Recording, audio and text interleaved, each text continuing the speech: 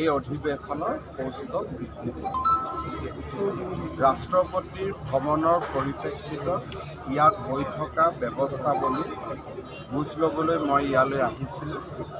বৰষুণ বতৰৰ মাজতো ৰাজ্য চৰকাৰ আৰু BTC কৰ্তৃপক্ষ তথা বড়ো সাহিত্য সভাৰ কাৰ্যকৰ্তাসকলে সুন্দৰভাৱে ব্যৱস্থাৱলী ইতিমধ্যে সম্পূৰ্ণ কৰিছে আৰু আৰক্ষীৰ দিশৰ পৰাও নিৰাপত্তা আদি দিশবিলাকো সম্পূৰ্ণভাৱে ব্যৱস্থা লোৱা হৈছে। মই ভাবোঁ যে ৰাষ্ট্ৰপতিৰ ভ্ৰমণ সফল হ'ব আৰু দেশ বিদেশৰ বড়ো জনগোষ্ঠীৰ লোকসকলে তামোলপুৰলৈ আহিছে, তেখেতসকলকো আমি নিশ্চয় সুন্দৰভাৱে আদৰণি জনাব পাৰিম আৰু এই সাহিত্য সভাখনি সকলো ফালৰ পৰা সফলতাৰে উদযাপন কৰা।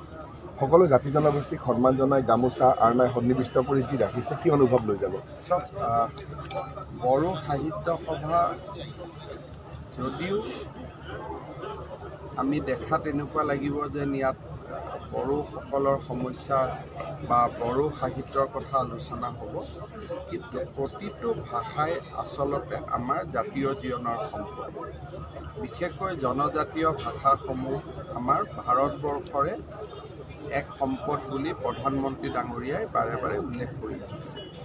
তাৰ পৰিপ্ৰেক্ষিতত এই সাহিত্য সভাত সকলো জাতি ধৰ্ম বৰ্ণৰ লোকে অংশগ্ৰহণ কৰে আৰু বড়ো সাহিত্য সভাৰ ফালৰ পৰাও প্ৰতিটো জনগোষ্ঠীৰ অসমৰ বাস কৰা বা তামোলপুৰ অঞ্চল BTC অঞ্চলত বাস কৰা গোটেইকেইটা জাতি জনগোষ্ঠীক সন্মান প্ৰদৰ্শনৰ ব্যৱস্থা কৰিছে। নিশ্চয় ই আদৰণীয় হ'ব।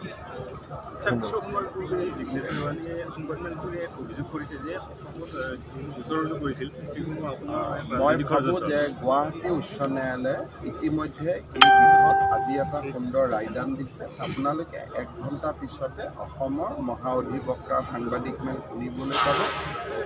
মোৰ হাতত মহা অধিবক্তাই ফোন কৰি জনোৱা মতে বৰপেটাৰ সত্ৰ ন্যায়াধীশে যিবিলাক মন্তব্য কৰিছিল সেইবিলাক উচ্চ ন্যায়ালয়ে ষ্টে কৰিছে আৰু গোচৰৰ লগত কোনো পধ্যে প্ৰাসংগিক নহয় বুলি গুৱাহাটী উচ্চ ন্যায়ালয়ে আজি ৰায় দিছে।